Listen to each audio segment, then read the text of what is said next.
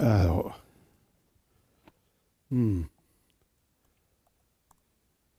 l'avant-midi est bien parti, hein? On a eu des louanges. Je ne sais pas si vous autres en arrière, ça fait le même effet que nous en avant, mais nous, on lève un peu. Tu sais? Je ne sais pas si ça fait ça, parce que nous autres, on est puis non, c'est ça. Alors, et, et puis, vraiment, on a eu un temps béni ce matin, encore une fois. Et moi, je suis le remplaçant ce matin. Merci de votre sollicitude envers moi. On est dans la fin du chapitre 11, dans les versets 35 à 47, dans l'évangile de Jean, qui est Jésus. Et nous allons voir le titre du message ce matin, c'est Don't panique. En français, ça veut dire panique pas. Ou comme dirait Noël Morissette, un pasteur bien aimé que vous avez déjà rencontré ici, qui dirait soyez ou restez cool, tu sais, par rapport à ça. Parce que Jésus s'invite dans ta vie. Je crois qu'on est dans un monde où de plus en plus l'angoisse, la peur peut nous amener souvent dans un état de panique. Surtout dans cette période des fêtes, comme il arrive souvent, où on est débordé dans les préparatifs, puis le travail, puis on veut que tout soit prêt pour qu'on arrive en même temps, à temps, à Noël. Et il me semble que ce serait donc le fun, ce serait donc bon de vivre si on serait toujours détendu, puis avec le cœur en paix. Pour vous autres, oui, c'est ça que je pensais. Fait que moi, en tout cas, c'est comme ça. Puis, c'est la raison pourquoi on est souvent inondé par les livres psychologiques qui cherchent à trouver la solution au travers de nos états d'angoisse et de peur. J'ai relevé quelques conseils qui sont suggérés par une multitude de psychologues, de professionnels de la santé même, pour nous aider à trouver la paix dans ce monde. Je vais juste vous en citer quelques-uns. Je ne veux pas vous... prenez soin de gérer les problèmes au fur et à mesure. Ben oui, c'est un bon conseil. Prenez soin de votre estime personnelle. Limitez votre temps sur les réseaux sociaux, surtout lorsqu'on fait des recherches particulières par rapport à certains problèmes qu'on peut avoir.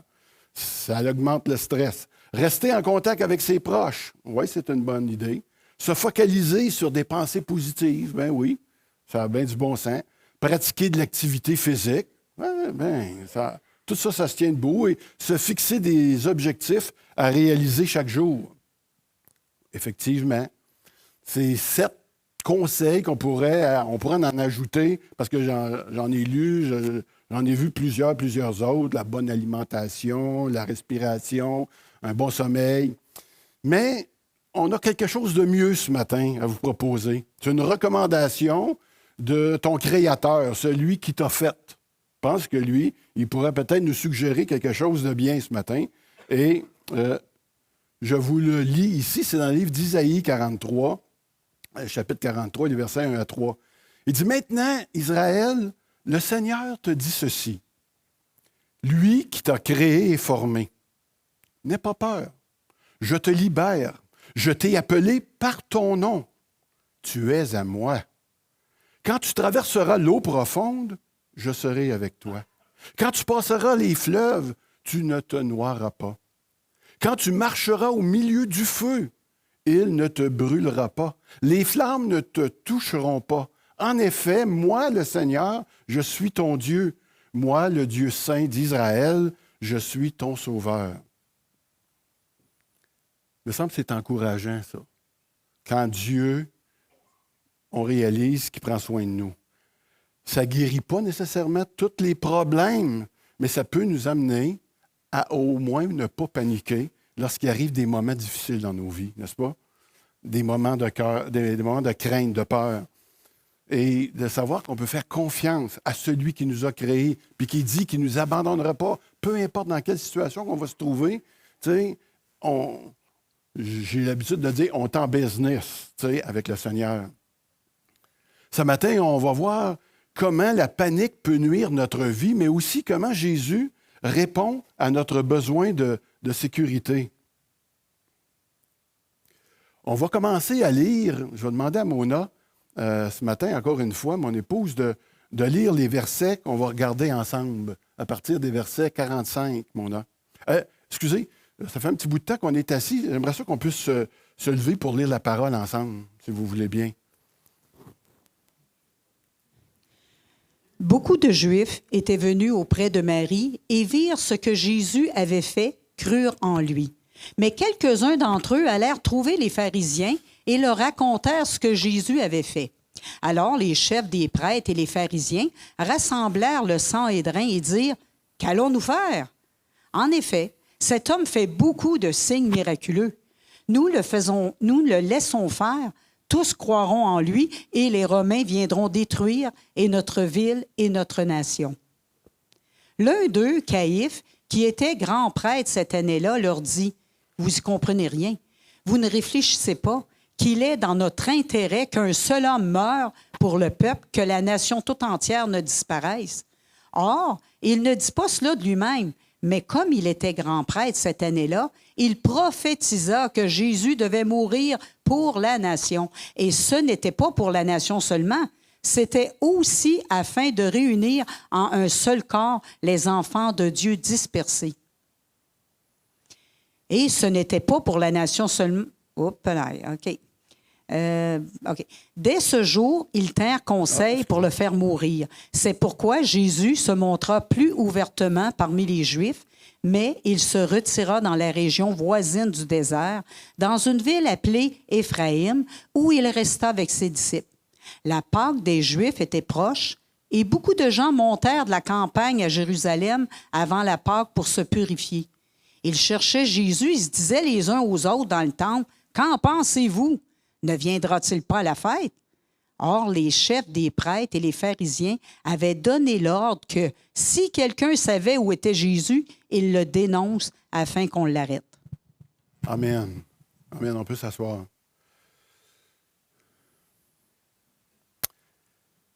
Je rappelle que ce texte-là fait suite à l'histoire de la résurrection de Lazare qu'on a vue la semaine dernière. Hein? Dans cette histoire-là, on a vu Marthe et Marie, qui sont les personnages principaux et qui sont les deux sœurs. Et puis, il y a aussi Lazare. Lui, il ne parle pas. Pourquoi? Ben, il est mort, c'est ça. Alors, dès le début, Marthe croit en Jésus. Elle sait qu'il est le Messie, le Fils de Dieu, qu'il peut guérir naturellement.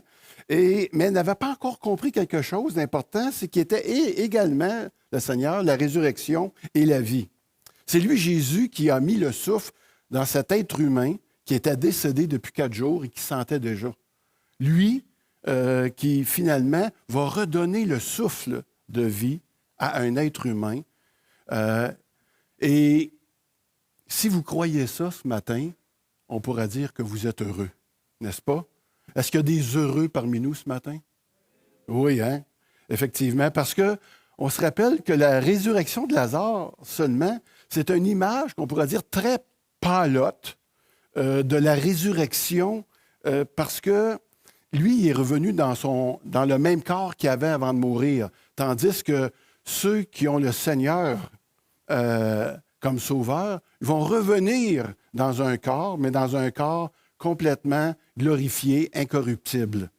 Ça veut dire qu'il n'est pas soumis à la maladie et qu'il n'est ni soumis à la destruction.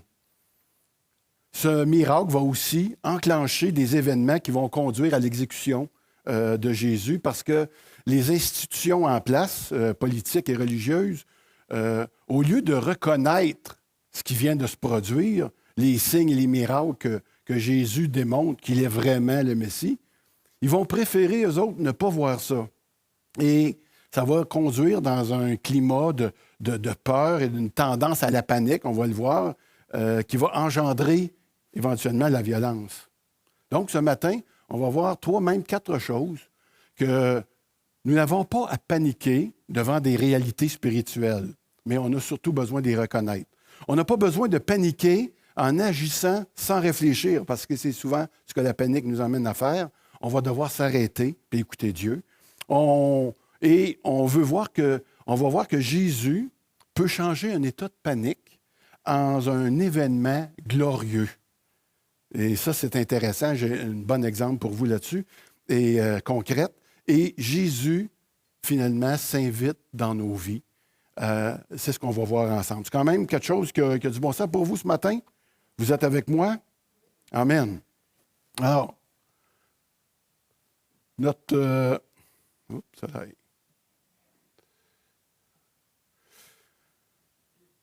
Donc, ne panique pas devant les réalités spirituelles. On va dire, don't panique, reste cool. Hein? Et ici, est-ce qu'on a besoin de le relire, Mona? Oui, vas-y. Beaucoup de Juifs qui étaient venus auprès de Marie et qui virent ce que Jésus avait fait crurent en lui. Mais quelques-uns d'entre eux allèrent trouver les pharisiens et leur racontèrent ce que Jésus avait fait.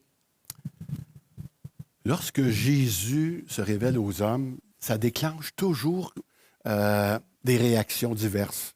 Ici, pour certains, ils vont voir que la résurrection, c'est vraiment la preuve formelle que Jésus dit la vérité à son sujet puis au sujet de son Père. Mais certains sont convaincus, mais d'autres, par contre, ils ont tendance à prendre panique, puis ils s'empressent de faire un rapport aux pharisiens. Et eux autres, au lieu de se réjouir, qu'est-ce qu'ils font? Et ils prennent panique. Parce qu'ils sentent pas que, ou plutôt, ils sentent que leur monde, à cause de cela, est en train de s'effondrer. Un mort ressuscite, puis il ne s'interroge pas sur l'origine de celui qui vient de faire un tel miracle. C'est quand même un peu... on peut remettre ça sur le dos de la panique un peu. Il me semble que si on voyait un mort sortir ou retrouver la vie après 4 jours, même après qu'il a été embaumé, j'imagine que ça ferait la une des journaux. On retrouverait ça, tout le monde en parle dans le dimanche qui va venir assez rapidement. Tous les journaux s'empareraient de cette nouvelle-là d'une manière à réaliser ou à se poser des questions sur ce qui vient de se produire. Okay? Surtout, en plus, si ce mort-là a goûté un peu à l'enfer, ou il s'est promené pas loin, j'imagine comment lui, il voudrait annoncer la grâce de Dieu en ayant été épargné lui-même. On comprend que nous, on a cette nouvelle-là aussi à annoncer, et lui, j'imagine comment il le ferait avec beaucoup de zèle. Je ne sais pas si vous vous êtes déjà posé la question, pourquoi Dieu n'en ressusciterait pas quelques-uns de temps en temps pour secouer la foi dans ce monde? Eh bien, Jésus a répondu à cette question-là à un moment donné. Je ne sais pas, vous allez vous en rappeler quand je vais vous le dire, mais la réponse se trouve dans l'histoire qui nous est rapportée dans Luc, le chapitre 16. Et Jésus raconte cette histoire à propos d'un homme riche qui s'est retrouvé après sa mort dans le séjour des morts au milieu des grandes souffrances. Et de l'autre côté de l'abîme, de l'abîme qui le sépare, se retrouve un homme appelé Lazare, un autre Lazare ici, et que lui, pauvre qu'il était, souffrant toute sa vie, se retrouve à côté du Père Abraham dans le bon côté du séjour des morts. Et le riche demande donc au Père Abraham, parce qu'il souffre terriblement, il demande à Abraham, il dit, dis donc à Lazare qu'il prenne un peu d'eau sur le bout de son doigt pour qu'il vienne mettre sur mes lèvres parce que je souffre terriblement. Alors Abraham, il dit, il ne peut pas faire ça parce qu'il y a un abîme qui nous sépare, mais il dit, dans ce cas-là, s'il ne peut pas le faire, tu veux-tu l'envoyer avertir mes frères, j'en ai 5, et puis pour leur dire qu'effectivement, qu'ils ne viennent pas d'ici puis qu'ils prennent Dieu en compte dans leur vie. Et voici la réponse de ce que Abraham réplique ici dans l'histoire. Il dit, s'ils n'écoutent ni Moïse, ni les prophètes, ils ne se laisseront pas davantage convaincre par un mort revenant à la vie. Luc 16, 31.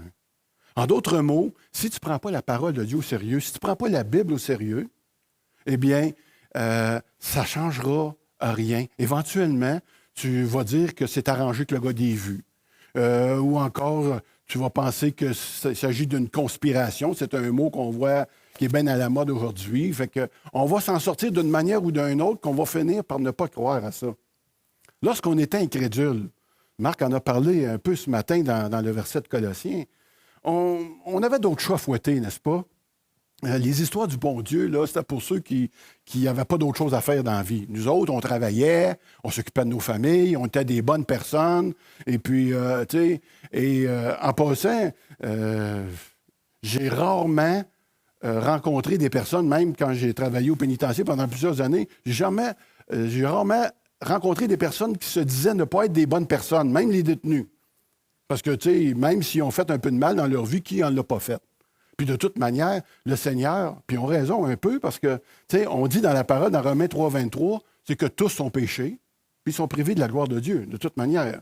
Tu sais, fait que tout le monde, on est des bons diables, comme qu'on dit. Nous avions un cœur incrédule, un cœur dur, qui nous rendait aveugles aux réalités spirituelles. La parole nous dit, aujourd'hui, s'il y a quelqu'un ici qui entend sa voix, n'endurcis pas ton cœur ce matin. Dans Hébreux 3,7, cette parole nous est dite aussi. J'ai lu qu'un spécialiste dans l'enseignement des aveugles, des enfants aveugles particulièrement, a dit qu'une des difficultés principales des aveugles est de comprendre la logique entre la cause à l'effet. C'est-à-dire que l'aveugle va entendre une balle qui tombe à terre, mais il n'est pas capable de saisir qu'il y a quelqu'un qui l'a lancé ou qu'il y a quelqu'un qui l'a envoyé par terre. C'est le même principe par rapport à des incrédules qui sont religieux ou autres, là, peu importe. Ils ne peuvent pas comprendre le lien qu'il y a entre ce qu'ils voient, les signes religieux. Tu sais, dans le monde, on voit toutes sortes de choses qui peut des fois nous étonner. Et dans le temps de Jésus, on le voyait ici, Jésus avait beau faire des miracles, mais il ne voyait pas le lien. Il n'arrivait pas à dire que celui qui est capable de ressusciter un mort, ça pourrait-tu être notre Messie? T'sais? Et il n'était pas capable de faire ce lien-là. C'est un concept au niveau des aveugles, qu'ils soient des aveugles réels ou des aveugles spirituels. Je crois qu'on a tous besoin de ne pas paniquer devant les réalités spirituelles et de se laisser émerveiller par ce que Jésus veut faire dans nos vies. Prends pas panique ce matin. Sois cool. Moi, je me rappelle quand j'ai entendu parler de Jésus pour la première fois puis que j'ai été sauvé. Quand je suis rentré à la maison puis que j'ai pris tout mon courage pour le dire à Mona, elle a vraiment eu peur. Elle a eu peur que je vende tout puis que j'aille m'installer sur une montagne à quelque part. Quand je l'ai dit à ma sœur, la plus vieille chez nous, qui était une catholique fervente, puis elle m'a dit, Serge, mais fais attention, tu sais, prends pas trop au sérieux tout ce que tu lis dans la Bible, là. Tu sais, c'est pas sûr. Même au travail, il y a des gens qui sont venus me voir puis qui m'ont dit, hey, Serge, on comprend là, que tu es rendu un vrai croyant, mais si tes enfants ont besoin de sang, s'ils sont malades, tu vas-tu leur en donner? Tout le monde paniquait devant le résultat d'un changement de cœur qu'ils ont vu en moi, et puis se demandaient de qu'est-ce qui pouvait se passer. Je peux admettre, c'est vrai, que prendre Jésus au sérieux peut faire peur des fois, hein? Mais j'encourage ce matin toute personne qui entend parler de l'Évangile et de Jésus de ne pas paniquer, mais d'ajouter foi. S'il te plaît, ajoute foi à ce que tu entends réellement. T'sais?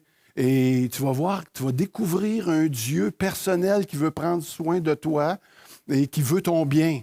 Et non, qui veut ton bien. Un Dieu qui te veut du bien et non ton bien. C'est sûr, là, un deuxième état de choses. Ne panique pas devant les réalités spirituelles. Je l'étudie, celle-là. Donc, panique en agissant sans réfléchir. Voilà, ici. Parce que j'ai un petit peu de misère. OK. Mona? Alors les chefs des prêtres et les pharisiens rassemblèrent le Sanhédrin et dirent, « Qu'allons-nous faire? En effet, cet homme fait beaucoup de signes miraculeux. Nous le laissons faire, tous croiront en lui, et les Romains viendront détruire notre ville et notre nation. » Ils ont peur, puis ils se demandent qu'est-ce qu'ils vont faire. Il faut faire quelque chose, vite, ça presse, parce qu'ils vont nous détruire. En mode panique, on réfléchit très peu. Ils avaient peur de perdre l'influence qu'ils avaient sur le peuple et ils avaient peur de perdre le contrôle. Je sais que ça arrive à personne ici d'avoir peur de perdre le contrôle. Tu sais, ils voyaient en Jésus, eux autres, un politicien. Ils voyaient qu'il viendrait leur voler leur pouvoir. Et ils n'étaient pas capables, en mesure de voir le Messie à cause de la panique qu'ils avaient. Et ils pensaient que le peuple allait le nommer roi, puis qu'éventuellement, tout ça allait mener à une espèce d'insurrection contre les Romains, puis que là, il allait avoir des conséquences terribles pour eux autres. Fait que là, il fallait absolument qu'ils prennent une décision, et, parce qu'ils avaient peur de perdre ce qu'ils avaient. C'est pas ça qui fait que des fois, on a de la misère à marcher avec le Seigneur, ou on a de la misère à le reconnaître dans nos vies parce qu'on a peur de perdre ce qu'on a. Même si ce qu'on a, des fois, c'est pas grand-chose. Ce qui est surprenant, c'est qu'ils ne mettent pas les miracles de Jésus en doute. Et ils les confirment au contraire. Il dit c'est vraiment un aveu étonnant.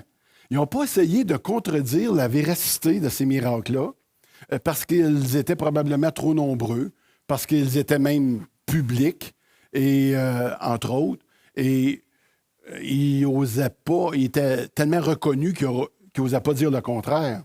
Donc, les pharisiens, imaginez, là, qui vivaient à cette époque-là, qui ont fait des pieds et des mains pour ne pas reconnaître, pour ne pas dire que Jésus était celui qui disait qu'il était, le Fils de Dieu, ces gars-là ont reconnu que les miracles étaient authentiques. Fait que d'autant plus aujourd'hui, encore, on peut être certifié parce qu'ils ont été certifiés par des personnes qui ne croyaient pas, mais ils n'ont pas mis en doute. C'est exactement ce que bien des gens vivent. Ils reconnaissent que Dieu existe, qu'il a fait des vrais miracles, effectivement, mais ils refusent de croire parce qu'ils ont peur que leur vie change. Et même si leur vie est misérable. J'ai déjà pas vécu, mais j'ai déjà rencontré des personnes, vous avez peut-être vu, vous aussi, de ces personnes-là, qui, à quelque part, ont une vie de misère.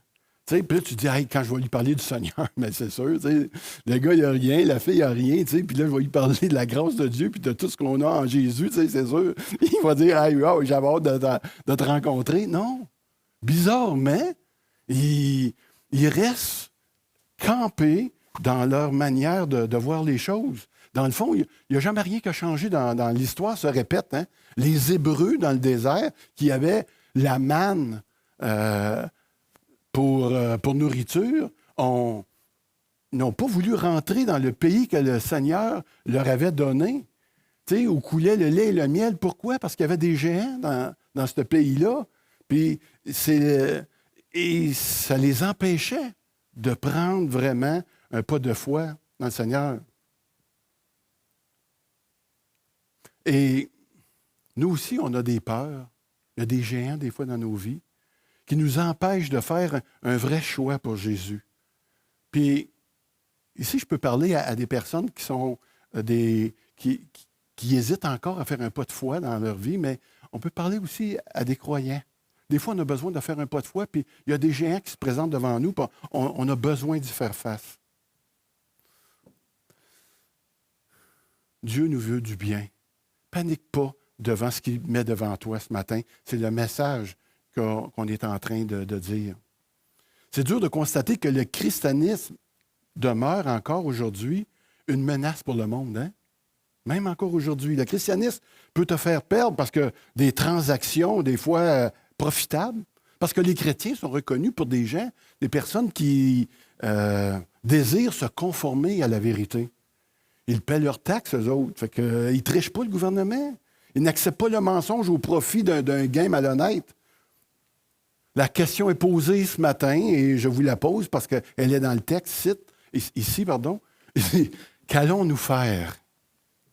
Qu'est-ce que tu vas faire ce matin? Est-ce que tu vas choisir la vérité, même si cela peut te mettre en conflit avec le monde, ou est-ce que tu vas choisir le monde et préférer être en conflit ou en désaccord avec ce que Dieu déclare? On a un choix à faire par rapport à ça, n'est-ce pas? On va passer à un autre, Mona. L'un d'eux, Caïphe, qui était grand prêtre cette année-là, leur dit, « Vous n'y comprenez rien. Vous ne réfléchissez pas, car il est dans notre intérêt qu'un seul homme meure pour le peuple et que la nation tout entière ne disparaisse pas. » Alors, il ne dit pas cela de lui-même, comme il était grand prêtre cette année-là. Il prophétisa que Jésus devait mourir pour la nation. Et ce n'était pas pour la nation seulement, c'était aussi afin de réunir en un seul corps les enfants de Dieu dispersés. Caïphe, ça c'est le chef d'un groupe qui s'appelle les Sadducéens. Lui, il est riche et instruit. Il exerce une grande influence politique sur le pays. Il n'aime pas Jésus, puis il n'accepte pas son message parce que ça menace sa sécurité, la sécurité de son mode de vie, qu'on pourrait dire. Un peu comme les pharisiens, d'ailleurs. Il va préférer le prestige, les plaisirs de la vie à la vie éternelle que Dieu pourrait lui offrir, par exemple, à ceux qui font un bon accueil à son fils. Caïphe devient un prophète malgré lui. C'est là que Dieu se glorifie. Il voulait que Jésus meure, lui, Caïphe, mais pour ne plus avoir de trouble. Fait qu'il dit, il est préférable qu'il y en ait un meure puis qu'on arrête d'avoir du trouble.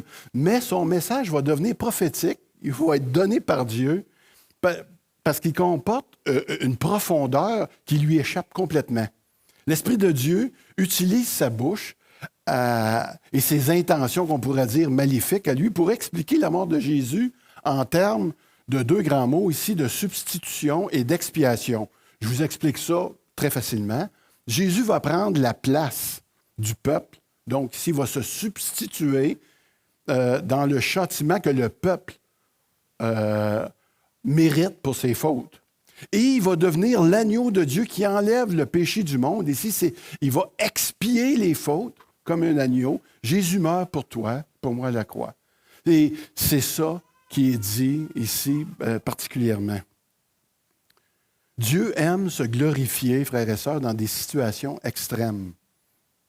Et combien d'entre vous avez déjà vécu une situation trouble et qui avez vu le Seigneur transformer complètement cette situation-là d'une manière glorieuse? Premièrement, juste le fait que vous soyez des enfants de Dieu, il a pris un être pécheur, méprisant, ennemi de Dieu, comme qu'on a vu, puis il en a fait son enfant. Déjà là, vous avez déjà vécu quelque chose de particulier par rapport à ça. Cette semaine, j'ai rencontré un homme que plusieurs d'entre vous connaissez, il s'appelle Sylvain Couture.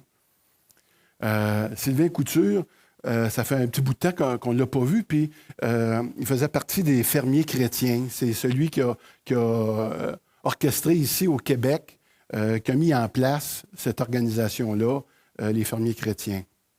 Et j'ai demandé à Sylvain, après qu'il m'a raconté son témoignage de la dernière année, si je pouvais le partager. Puis il m'a dit, « Go Serge, tout pour la gloire de Dieu. » Et dans la dernière année, après avoir vécu les pires moments de sa vie et avoir pensé qu'il ne survivrait pas, je ne vous raconte pas les détails, mais je peux vous dire que ce gars-là, il pensait bien que c'était terminé.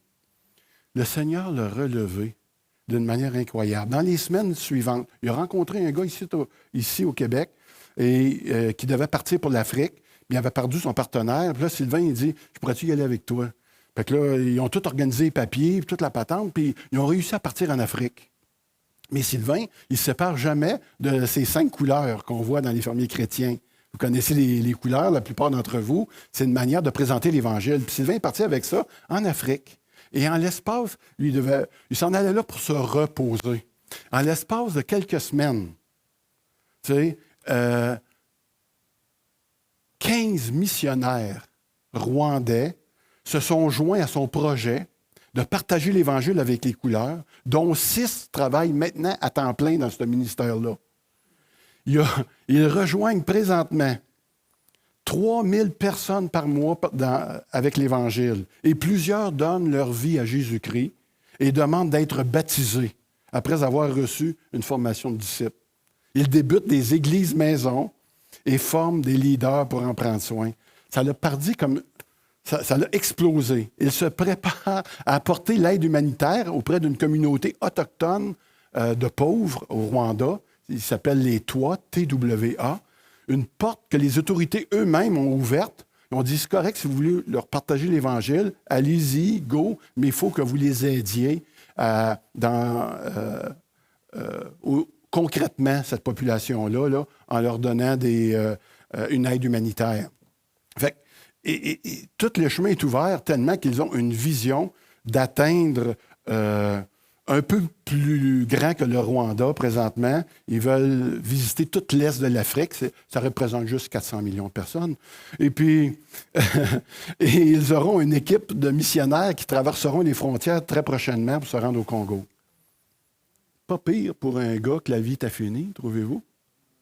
Pas pire pour un gars qui a traversé, je vous le dis, un moment terrible dans sa vie. Et j'étais vraiment touché de voir à quel point le Seigneur, même quand il nous brise de différentes façons, même quand il arrive des souffrances dans nos vies, comment le Seigneur se rachète ça pour sa gloire. Amen. Donc, panique pas. Jésus veut se glorifier dans ta vie. On continue. Dès ce jour, ils tinrent conseil pour le faire mourir. C'est pourquoi Jésus ne se montra plus ouvertement parmi les Juifs, mais il se retira dans la région voisine du désert, dans une ville appelée Éphraïm, où il resta avec ses disciples. Attends un petit peu, on va continuer, moi, là. Vas-y, continue. Non? On continue. Oh, si, excuse-moi. Ah, là, Okay. il y a trop de boutons. Serge. Okay. La Pâque des Juifs était proche et beaucoup de gens montèrent de la campagne à Jérusalem avant la Pâque pour se purifier. Ils cherchaient Jésus et se disaient les uns aux autres dans le temple, « Qu'en pensez-vous? Ne viendra-t-il pas à la fête? » Or, les chefs des prêtres et les pharisiens avaient donné l'ordre que si quelqu'un savait où était Jésus, il le dénonce afin qu'on l'arrête. Cette fois-ci, la décision est irrémédiable. Est prise, Jésus doit mourir coûte que coûte, et au plus sacrant. L'heure fatidique s'approche, le pouvoir des ténèbres va se déchaîner contre celui qui est la lumière du monde. Ce n'est pas l'homme qui va décider de sa mort, par contre, parce qu'elle doit coïncider avec la Pâque, parce que Jésus en est la représentation, la réalisation parfaite.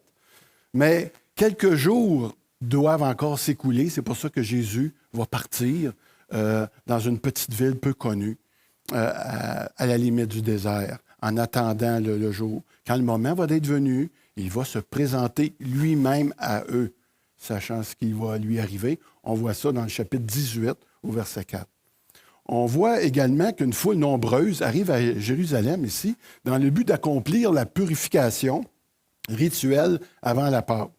On peut se demander quelle est la valeur morale de cette purification-là, parce que ces mêmes gens vont, pour la plupart, demander sa mort, éventuellement, comme tel.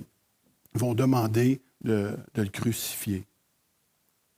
À Jérusalem, on cherche Jésus, soit pour l'entendre, vraisemblablement, ou pour l'amener au chef, parce qu'eux autres, ils ont donné l'ordre que si jamais quelqu'un le voyait, qu'il fallait qu'il le rapporte pour qu'il puisse se saisir de lui. Et vous savez, l'attitude de la foule, c'est un très mauvais présage. Ça dit rien de bon de qu'est-ce qui s'en vient par la suite. Mais nous, on sait comment l'histoire se termine. Hein? Mais Jésus aussi le sait, comment cette histoire-là va se terminer. Et ce qui est surprenant, c'est que même s'il sait, puis il savait vraiment ce qui allait se passer, il s'est présenté. Il s'est présenté. Peu importe la situation à laquelle tu es confronté ce matin, ne panique pas. Reste cool.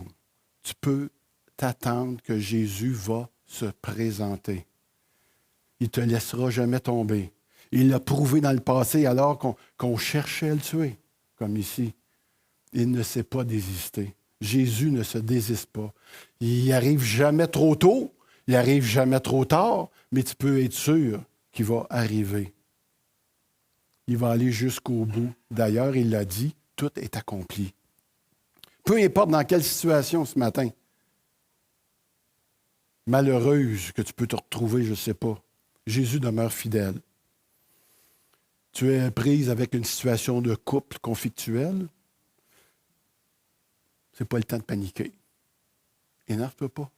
Je le sais que ça fait longtemps, que ça peut durer. Énerve-toi pas. Jésus entend ta souffrance. Il peut la transformer pour sa gloire. Jésus s'invite dans ta vie. Fais-lui une place. Je vais demander au groupe de louanges de monter présentement.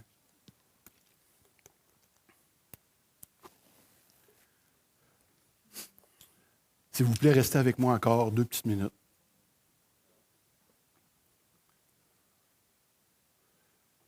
Tu es aux prises avec une situation financière précaire. Ça arrive dans le temps des fêtes. Panique pas. Reste cool. Jésus demeure le même. Il a déjà payé ta dette. Bien, une dette spirituelle en ce qui concerne tes péchés, mais il t'a quand même donné la vie éternelle. Okay? C'est quand même un bon deal. Il peut te faire sortir d'une mauvaise passe, puis transformer cette situation-là pour ta gloire. Tu es aux prises avec une maladie, un cancer, un problème de santé qui perdure. J'aimerais te dire que Jésus va te guérir, parce que oui, il pourrait le faire, mais s'il ne le fait pas, tu peux encore compter sur lui. On le sait. Il est capable de te donner la paix, la force, la grâce. Il est capable de changer cette situation-là en quelque chose que tu ne peux pas imaginer encore jusqu'ici. Tu es peut-être encore capable de donner la vie autour de toi parce que tu la possèdes, cette vie-là, en toi. Jésus s'invite dans ta vie pour transformer sa situation-là en sa gloire. Peut-être que tu es aux prises avec un péché récurrent dans ta vie. Puis je le sais que ce n'est pas facile pour ceux qui vivent ça. Tu as jeûné, tu as prié, tu as intercédé Dieu de te délivrer de ce péché-là que tu sais qui déplaît vraiment à Dieu. Écoute, je te le dis, panique pas. Désespère pas. Continue à confesser. Confesse devant le Seigneur. Mieux, demande de l'aide à un frère, à une sœur qui peut te supporter dans cette prière-là, dans une redevabilité. Le Seigneur s'invite dans ta vie à toi aussi. Il n'est pas désespéré de toi. Il veut se glorifier en toi par rapport à ça. Peut-être que tu luttes avec le stress, l'angoisse, même la dépression. Jésus a vécu dans le jardin de Gethsémani, tu sais, des tourments hors du commun. Des grumeaux de sang coulaient sur son front, tellement il était angoissé. Et on n'a pas à paniquer non plus. Tu n'as pas la peur qui t'envahit, elle peut être là par moments. Mais le Seigneur s'est présenté à la croix pour toi. Et jusqu'à la fin, il dit qu'il va être là. C'est bon. Tu ne le sens pas comme avant, mais lui, il va continuer à être là. Tu peux croire qu'il s'invite dans ta vie pour la gloire. Et maintenant, en terminant, je vais vous inviter à pencher votre tête, puis je vais relire le passage d'Isaïe ce matin. Reçois-le pour toi. Reçois-le comme une conviction que le Seigneur est en train de vouloir bâtir une intimité, quelque chose de profond avec toi. Le Seigneur, le texte commence comme ceci. Le Seigneur te dit ceci. Lui qui t'a créé et formé. N'aie pas peur. Je te libère. Je t'ai appelé par ton nom. Tu es à moi. Quand tu traverseras l'eau profonde, je serai avec toi. Quand tu passeras les fleuves, tu ne te noieras pas. Quand tu marcheras au milieu du feu, il ne te brûlera pas. Les flammes ne te toucheront pas. En effet, moi, le Seigneur, je suis ton Dieu. Moi, le Dieu saint d'Israël, je suis ton Sauveur. Amen. Amen.